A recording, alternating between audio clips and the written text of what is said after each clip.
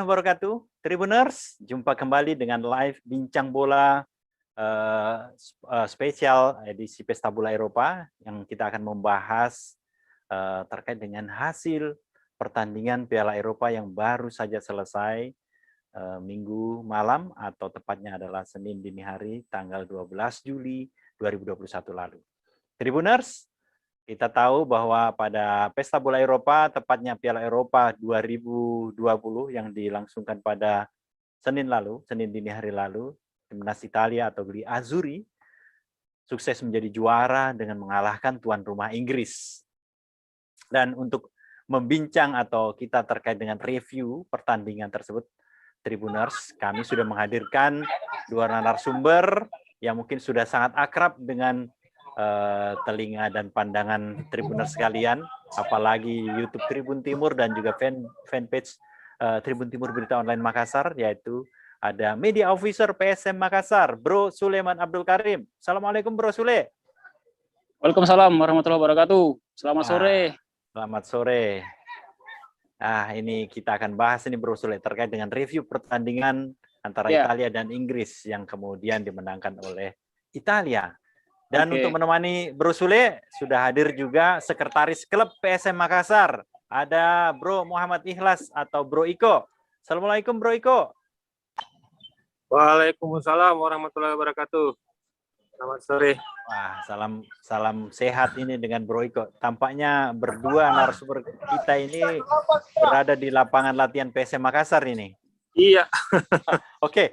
Mungkin saya tidak panjang lebar terkait dengan review hasil pertandingan Pesta Bola Eropa yang kemudian juara adalah Italia. Bagaimana pandangan atau pendapat dari Bro Sule ini?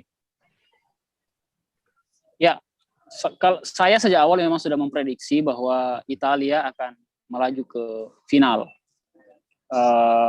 Karena kita melihat dari konsistensi permainan mereka, ya kan, banyak fakta-fakta yang mendukung Italia untuk menjadi juara di Pesta Bola Eropa 2020 ini. Pertama, mereka adalah tim yang pertama lolos dari fase grup. Yeah. Kemudian mereka lolos ke fase grup catatan sempurna. Jadi 3 kemenangan di fase grup. Kemudian berbicara soal kedalaman skuad, ya Italia punya itu. Italia punya itu. Kemudian soal pemain-pemain yang bermain juga saya pikir adalah perpaduan antara pemain muda dan pemain yang sudah cukup lama di Italia, dan perpaduan itu yang menjadi kekuatan sesungguhnya dari Italia. Jadi sempat saya juga berbicara saya sempat ikut dipanggil saat prediksi Italia lawan siapa ya? Entah saya lupa siapa lah. Bukan, masih di fase grup kalau saya tidak salah ya. Iya, masih di fase grup. Saya sampaikan bahwa Italia yang sekarang, Italia di Pesta Bola Eropa 2020 ini itu punya sesuatu yang beda. Italia yang selama ini kita kenal dengan tim yang bermain rapat, tim yang bermain dengan pola defense, bertahan, kemudian mencoba untuk keluar, menyerang. Itu tidak seperti Italia di Pesta Bola Eropa 2020 ini. Mereka punya identitas baru, mereka punya gaya bermain yang baru, yaitu tampil menyerang, tapi tidak melupakan identitas mereka sebagai tim fokus, tim yang kuat dalam bertahan. Nah, kombinasi gaya bermain itu artinya mereka berani menyerang, tapi tidak melupakan identitas mereka bermain bertahan. Itu yang membuat Italia sejak awal saya prediksi bahwa mereka akan melaju ke final, dan ya kita lihat sendiri mereka akhirnya juara, meskipun mereka juga melawan tim yang punya produktivitas yang cukup bagus, yaitu Inggris.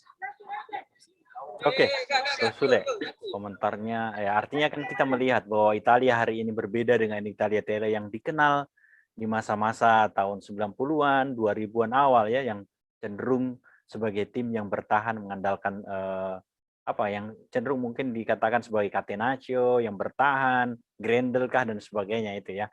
Oke, saya berpindah ke Bro Iko dulu.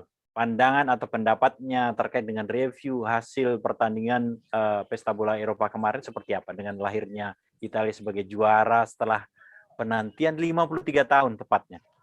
Oke, Bro Iko. Oke. Sebelumnya pada awal-awal fase grup, saya pernah nge-tweet di Twitter saya bilang kayak gini. Di antara beberapa jagoan saya, Italia mainnya paling rapi. Itu indikasi bahwa menurut saya memang Italia punya organisasi permainan yang paling bagus dibanding beberapa tim yang menurut saya juga layak dijagokan. Dan memang terbukti Italia di tahun ini, apalagi di bawah kendali Mancini, itu punya satu hal yang cukup berbeda. Mungkin penonton bola yang tidak lama ya, tidak terlalu lama memperhatikan atau tidak tahu sejarah atau kurang tahu sejarah sepak bola Italia, itu tidak akan bisa menerima itu sebagai suatu perbedaan. Tapi betul tadi katanya Bro Sule bahwa memang Italia di bawah Mancini memang luar biasa dari sisi organisasi permainan dan tidak lagi mengandalkan pertahanan yang rapat. Nah, saya juga melihat itu bahwa Italia berkembang menjadi satu tim yang punya pemain-pemain yang luar biasa. Dari sisi kebintangan mungkin kalau saya lihat malah berimbang ya. Iya, merata mungkin begitu Bro Iko ya. Tidak ada superstar di sana. Seperti Italia yang lain yang lama ya. Biasanya ada 1-2 orang superstar, tapi kali ini memang Mancini membangun tim itu dengan solid dan organisasi permainan dan memang mengandalkan kekompakan dan kerapian dalam bermain. Jadi no soccer stars di sana, tapi Italia menjelma menjadi kekuatan yang menakutkan gitu. Itu menjadi satu catatan juga bagi saya bagaimana sebenarnya dan seharusnya tim itu dibangun. Mancini juga bukan karir bermainnya juga bukan ece-ece juga ya. Karir melatihnya juga sebenarnya termasuk luar biasa, tapi banyak media malah yang bilang bahwa Mancini bukan pelatih top ya, pelatih nomor 1 ya. Banyak yang bilang seperti itu karena ya kadang ya karena waktu di Inter dia gini, terus tiba-tiba main di Liga Rusia dan lain-lain sebagai pelatih. Tapi di timnas Mancini membuktikan itu bahwa dengan solid dan permainan dan organisasi permainan yang rapi dan kuat luar biasa, Italia menjadi kekuatan yang sangat sulit untuk disamai ya. Saya melihat tidak dari kesimpulan saya semua peserta final di Piala Eropa ini, Italia itu memang sedikit di atas tim-tim yang lain ya. Malah saya melihat bahwa Inggris sebenarnya tidak ideal untuk bertemu Italia di final. Menurut saya seperti itu. Dari sisi permainan ya. Gitu ya. Oke, menarik ini tanggapan dari dua narasumber saya ini. Tapi saya ingin mengatakan juga Inggris kan tidak bisa dikatakan juga buruk-buruk amat ini Bro Sule, Bro Iko kan. Ya, saya punya analisa begini. Bagaimana menurut ini Inggris ya, final kemarin saya justru melihat Inggris punya blunder yang sangat besar. Apa blundernya? Blundernya yang fatal menurut saya, yaitu gol cepat. Gol cepat dari Inggris di menit katanya sempat menit ketiga, tapi kan kemudian diralat oleh UEFA, situs UEFA bahwa golnya itu di menit 1 57 detik. Itu saya pikir adalah blunder yang fatal. Kenapa? Melawan tim sekelas Italia kemudian mencetak gol cepat. Tentu itu justru akan meningkatkan moral pemain. Justru moral pemain Italia akan naik 2 kali lipat untuk mengejar ketertinggalan. Itu secara otomatis pemain dengan nama besar seperti Italia kemudian kebobolan di menit awal sudah pasti pemain akan all out, ya kan? Itu yang mungkin pertama yang merupakan catatan saya, yang menurut saya itu adalah sebenarnya blunder buat Inggris. Blundernya fatalnya lagi bahwa setelah mereka mencetak gol cepat di babak pertama, kemudian mereka tidak mampu lagi untuk membuat gol di sisa waktu lainnya, sehingga seandainya ada gol lagi di babak kedua atau ada gol susulan dari Inggris, saya pikir Italia akan sulit untuk mengalahkan. Bangkit ya. Untuk bangkit. Ya, itu kata kuncinya, bangkit. Jadi ketika Inggris mencetak gol cepat, justru Italia punya motivasi lebih untuk bangkit. Kemudian setelah gol cepat itu, seperti saya katakan, Italia kemudian bangkit. Nah, kemudian saya melihat Jorginho di situ justru bisa mendikte permainan. Jadi dia menguasai lapangan tengah dan Inggris tidak bisa masuk ke area pertahanan Italia. Kita melihat ada duet Bonucci dan Chiellini.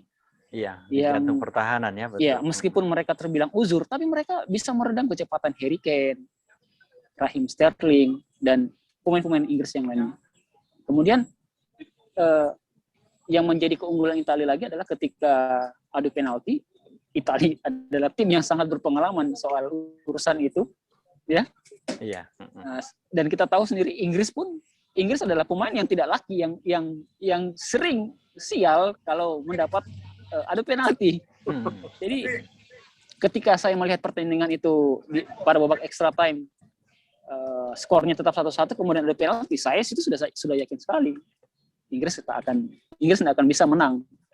Nah, mental Inggris tidak pada adu penalti, mereka pasti akan kalah. Dan itu terbukti. Inggris juga salah. Inggris juga salah memilih penendang, memilih pemain yang mengeksekusi penalti. Mereka memilih Rashford, kemudian ada Bukayo Saka. Iya. Tekanan mentalnya, ya memang mereka adalah pemain muda yang bersinar, tapi untuk menghadapi momen seperti itu tidak sembarang pemain yang bisa lewat dari tekanan seperti itu. Iya.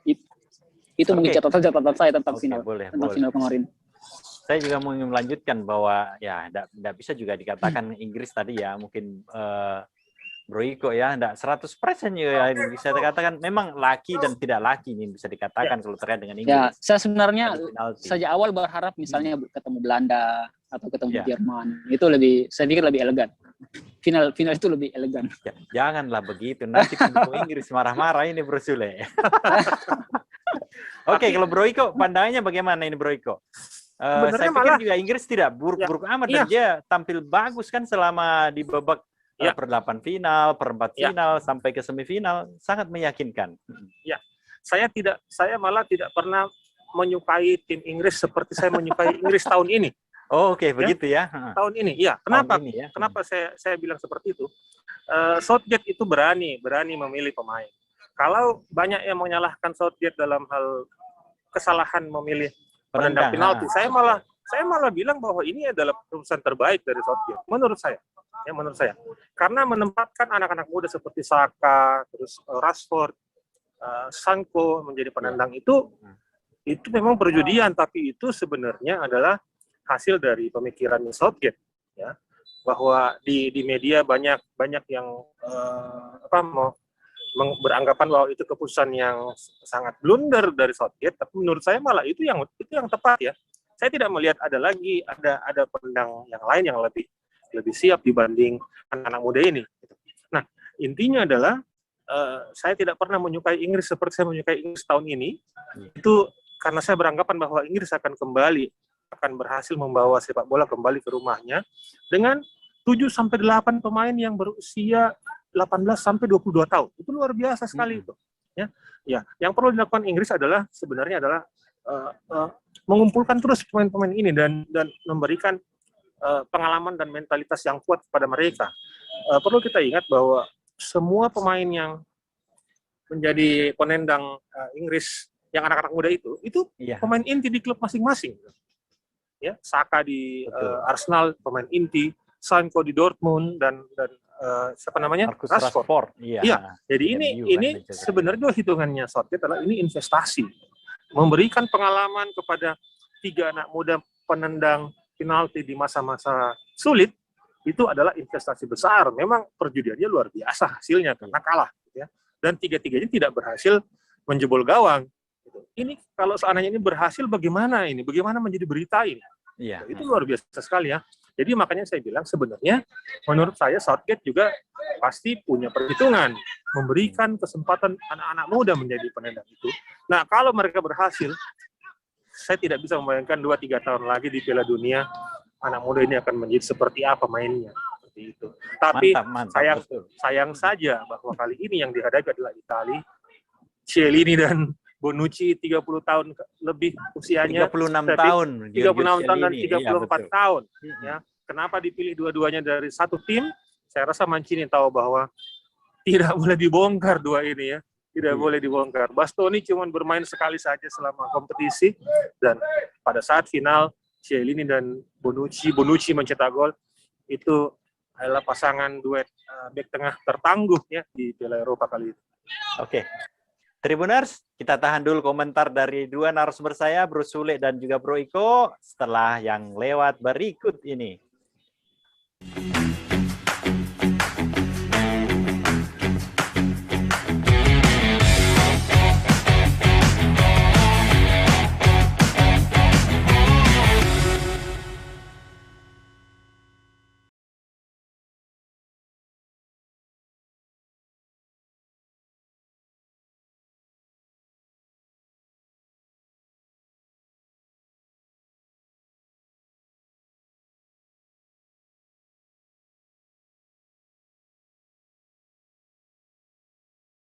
Kembali lagi dengan Bincang Bola virtual edisi spesial Pesta Bola Eropa. Dan pada sore hari ini kita akan terkait dengan review hasil pertandingan Pesta Bola Eropa yang menangkan atau yang kemudian dimenangkan oleh Italia. Tadi sangat menarik komentar dari Bro Iko ya terkait dengan Inggris yang sepertinya ini adalah tabungan yang dibuat oleh Gareth Southgate. Artinya banyak pemain muda antara usia 20 sampai 24 tahun yang boleh jadi saat ini akan ditanam untuk kemudian tampil di pentas Piala Dunia berikutnya. Kalau Bro Sule sendiri seperti apa ini, Bro Sule? Kalau seandainya ya mungkin Inggris yang juara seperti apa? Tidak fair kalau Inggris yang juara. Oh, kenapa bisa tidak fair? Saya akan mengatakan tidak fair kalau Inggris yang juara, karena banyak catatan kontroversial yang mengiringi Inggris. Pertama, mereka memainkan semua pertandingannya di Inggris, di Wembley, di London. Itu artinya ya memang itu adalah faktor non teknis ya, mungkin UEFA yang memutuskan seperti itu, venue-nya di Inggris. Dan kemudian juga saat semifinal kita bisa memperdebatkan penalti kemenangan mereka atas Denmark. Jadi menurut saya kalau sampai Inggris yang juara ya saya pikir tidak fair. Ya bisa kita katakan lah bahwa Pesta Bola Eropa 2020 ini Inggris yang tuan rumah. Bahkan sampai pertandingan final pun harus juga digelar ya. Di Wembley, juga di Wembley. Jadi ya saya pikir hampir semua publik sepak bola Eropa itu bersatu kemudian mendukung Italia. Terutama negara-negara yang sampai keluar konspirasi ini katanya Bro Sule kan, bahwa untuk memenangkan Inggris dibuatlah konspirasi oleh UEFA yang semua pertandingannya Inggris adalah di Wembley. Ya betul. Ya sah-sah saja kalau orang berpendapat seperti itu. Fanatisme sepak bola kadang-kadang sampai membuat orang berpikir seperti itu. Ya, tapi memang itu adalah hal yang kontroversi ya kan. Bagaimana mungkin mereka memainkan semua pertandingannya di tempat sendiri, di kandang sendiri, bahkan hingga final. Kemudian juga ya itu tadi yang saya bilang, penalti yang mereka dapat waktu melawan Denmark di semifinal itu kan kontroversi. Bahkan untuk tinjauan VAR pun dilakukan oleh wasit ya. Iya, kenapa tidak dilakukan tinjauan VAR? Oke. Ini artinya betul-betul ya pendapat sih juga Tribuners kan. Kau mengatakan Inggris kalau juara dianggap tidak fair karena adanya konspirasi dan sebagainya. Itu saya kira pendapat dari fans. Tapi ya fair juga lah. Inggris mungkin tidak perlu untuk juara turnamen mayor, tapi kita lihat liga mereka begitu sangat maju, bahkan liga mereka adalah liga nomor 1 di dunia kan. Iya, juara Liga Champion Bung Rasul ya kan. Iya, betul ya. Oke, saya ke Bro Iko dulu. Bagaimana Bro Iko sendiri tanggapan tudingan-tudingan tadi ke Inggris ini? Bagaimana pendapat tak sendiri? Saya pikir tadi pendapat tak mengatakan Inggris ini sudah menabung tim untuk menjadi juara dengan usia-usia yang masih belia. Mungkin itu bisa jadikan bantahan juga di Bro Iko. Ya. Saya juga merasakan bahwa ada apa-apa sebenarnya ini ya. UEFA kan juga mengakui bahwa ada kesalahan ya, tanda kutip ya, kesalahan. Ada kesalahan manajemen pertandingan di tahun ini gitu. Tapi itulah sepak bola gitu. saya suka tadi saya baca satu tulisan, saya lupa di mana, bahwa sepak bola adalah kesakitan di lapangan, peraturan ini dan lain-lain, pelanggaran dan lain-lain, itu adalah sepak bola. Yang bukan sepak bola adalah rasisme. Nah, itu yang saya suka sekali. Jadi termasuk yang ini juga, pengaturan manajemen pertandingannya yang menempatkan Inggris bermain, kalau tidak salah 5 kali ya, 6 kali ya, 5 kali ya. Itu kesalahan, tapi 6. inilah sepak bola. Ya. Inilah sepak bola. Ya. 6. Yang jelas 7 ya dengan final ya, luar biasa, itu luar biasa. Jadi memang ya mungkin ya kalau saya tidak salah ya. Ya, tuan rumah Inggris tahun ini ya. Saya langsung berpikir seandainya yang juara Inggris akan berita akan seperti ini, bla bla bla dan lain. Football come to home dan lain-lain. Saya berpikir kalau yang juara coming home kan. Kalau yang juara adalah Denmark, akan ada kisah Cinderella, mengisahkan Eriksen, kolaps dan lain-lain, tiba-tiba juara gitu kan.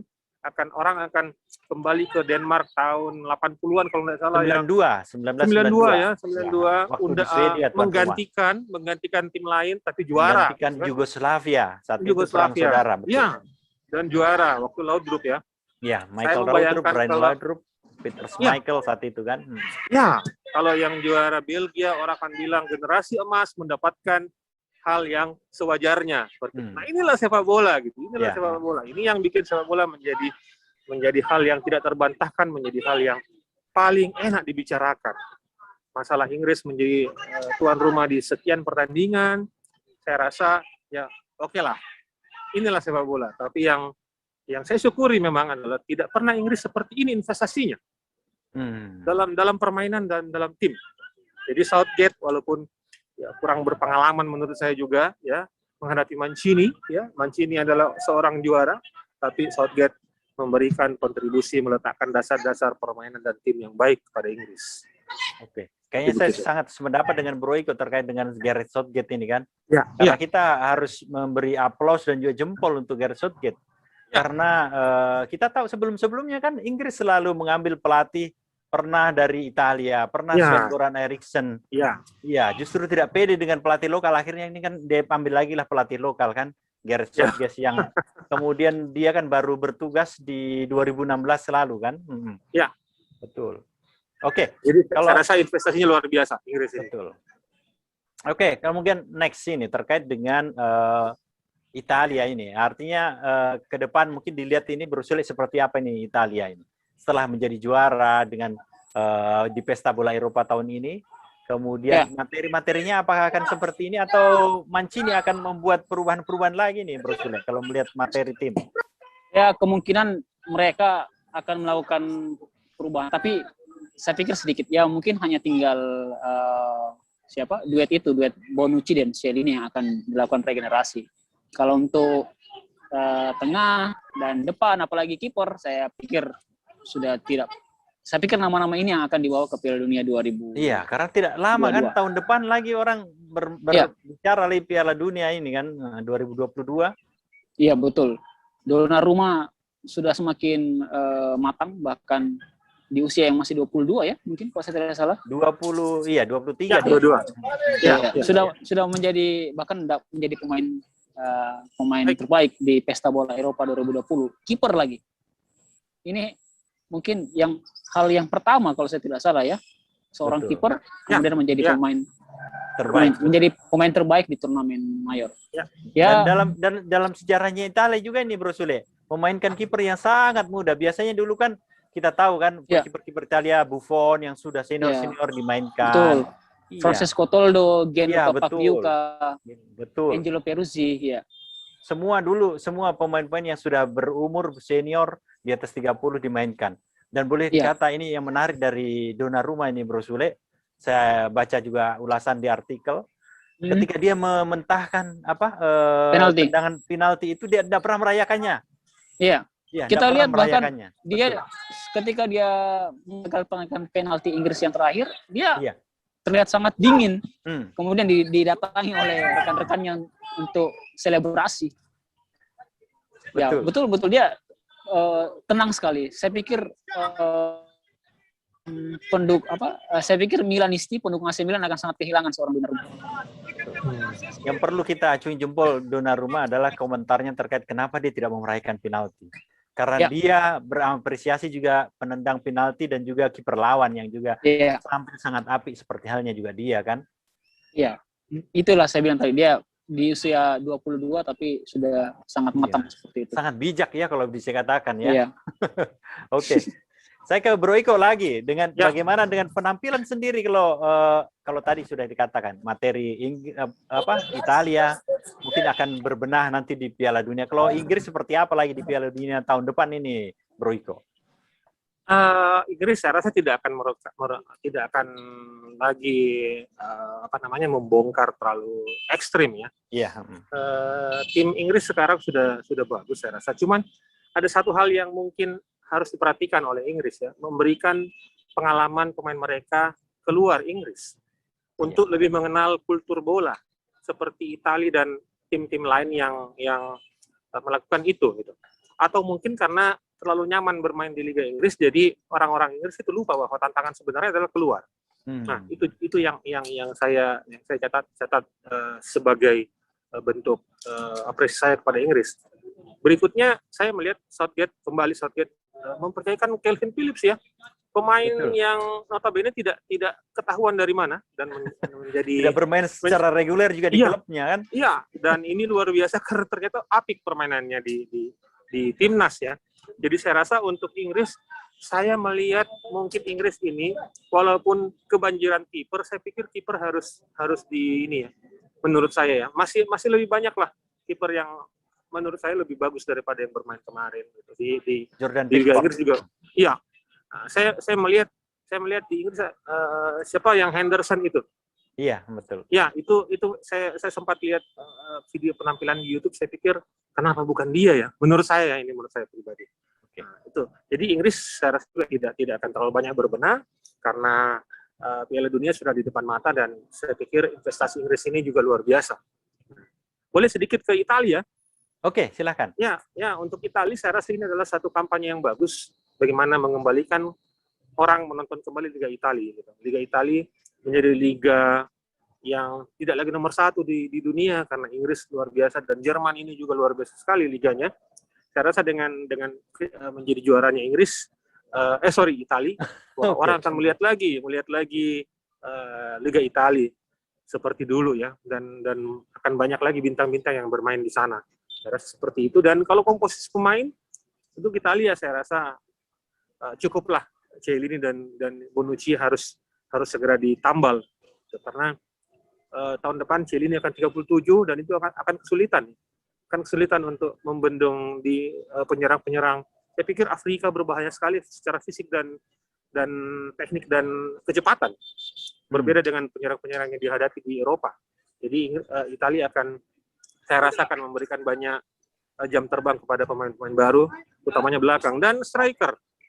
Saya sangat kecewa dengan Immobile selama turnamen ya. Selama turnamen, Italia tidak lagi punya target man yang luar biasa secara fisik dan naluri membunuh luar biasa seperti Vieri ya.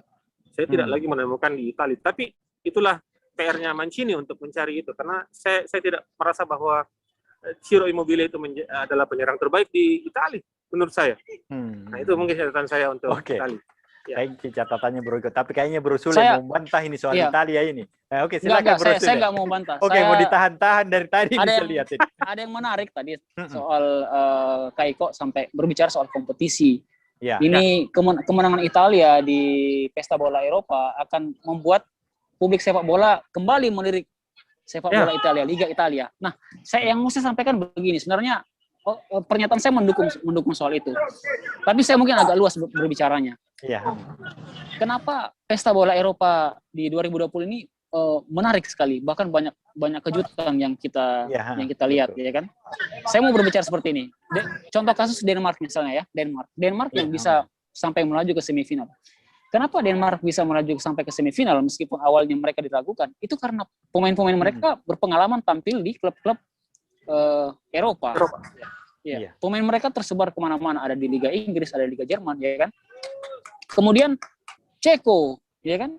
Ceko juga seperti itu. Betul. Bahkan mereka bisa mengandaskan kandidat Belanda, juara yaitu betul. Belanda. Kemudian tentu saja Belgia. Ya mereka menurut saya apes aja mereka karena harus ketemu Italia. Ketemu Italia, ya kan? betul. Ya, kita lihat materi Belgia di pesta bola Eropa ini, wah luar biasa. Ada yang main Lukaku main di Inter Milan membawa juara. Kemudian banyak lah ya mereka. Yang mau saya sampaikan seperti ini, mengapa sepak bola Eropa sekarang tim-tim Eropa bahkan yang tim-tim yang berstatus kuda hitam itu bisa tampil begitu hebat, begitu bagus. Itu karena mereka pemainnya itu tampil di klub-klub yang kompetisinya bergulir, reguler mereka bermain. Inggris kenapa bisa sukses bisa sampai di final karena mereka kompetisinya juga begitu kompetitif. Semua pemain-pemain terbaik main di Liga Inggris. Jadi ini kaitannya ada dengan kompetisi. Kalau kompetisi berjalan dengan normal, kompetisi berjalan dengan baik, tentu muaranya adalah timnas yang bagus. Iya. Nah, ini kaitannya dengan kompetisi sepak bola dalam negeri kita. Gimana kita mau berbicara di Asian Games? Gimana kita mau berbicara di kualifikasi Piala Dunia kalau kompetisi saja tidak jalan? Dari mana kita mau dapat pemain? Sampai hari ini Bro Sule ya. Ya, betul. Jadi tim-tim yang tampil di pesta bola Eropa 2020 itu prosesnya adalah melalui kompetisi yang berjalan yang baik. Beda dengan kita. Timnas kita terbentuk melalui TC dari TC ke TC yang lain dan itu tidak efektif. Harus liga yang berjalan kemudian bisa menghasilkan timnas yang bagus. Oke, Bro Sule. Mungkin saya juga kembali Bro Iko juga terkait dengan Piala Dunia. Tadi kan sudah diutarakan Italia dan Inggris, artinya mereka punya masa depan. Tapi bagaimana mereka dengan menghadapi Argentina yang baru juara Copa America dan ada juga berhasil? Bro Iko mungkin. Ya, saya juga senang dengan Messi menjadi juara. Oke, ya. Saya lebih senang lagi karena di timnas Argentina ini banyak sekali pemain yang menurut saya pun juga ini dari mana ya? Gitu. Rodrigo de Paul yang kemarin asis ke Di Maria itu luar biasa. Baru saja pindah ke Atletico Madrid langsung 5 tahun di kontrak. Ini istilahnya pemain grade 2 di Eropa, tapi dengan juaranya Argentina ini akan melejit ya. Dan ada kipernya jago juga itu. Pemain, ya. Kipernya bahkan kemarin dibuang sama Arsenal. Oh, ya, begitu Martinez ya. Emiliano Martinez itu luar biasa ini ya.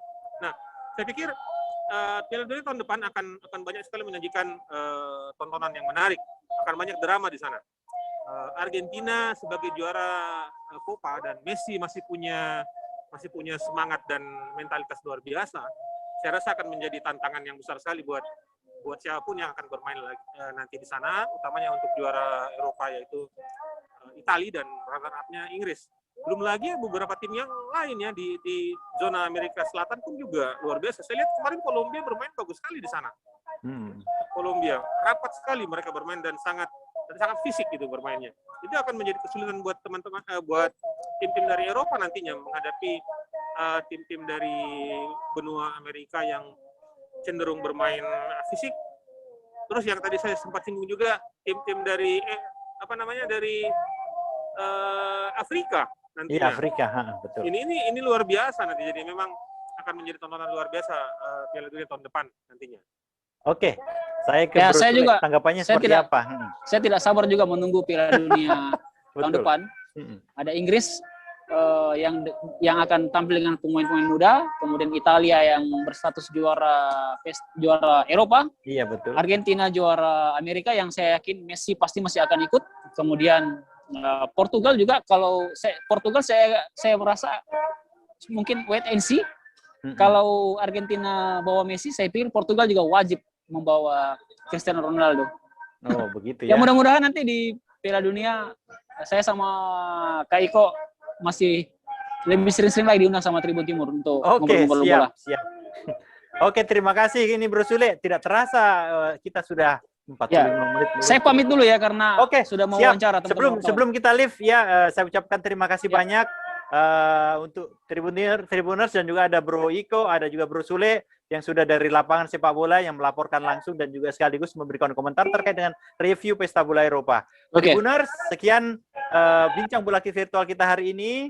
Saya Arifudin Usman, jurnalis Tribun Timur, mengucapkan terima kasih atas atensinya dan ada sedikit pesan terkait dengan 3M. Kita tegakkan terus pesan Ibu, jangan selalu untuk memakai masker, jangan lupa ya.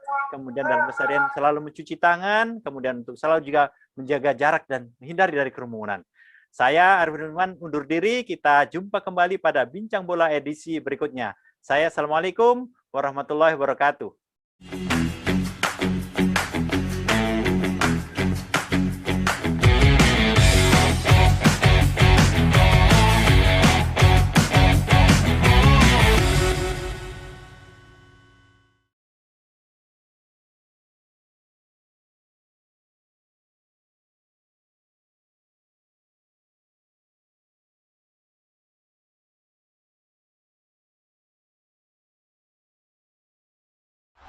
Oh, he's in the clear, he's got away. Save!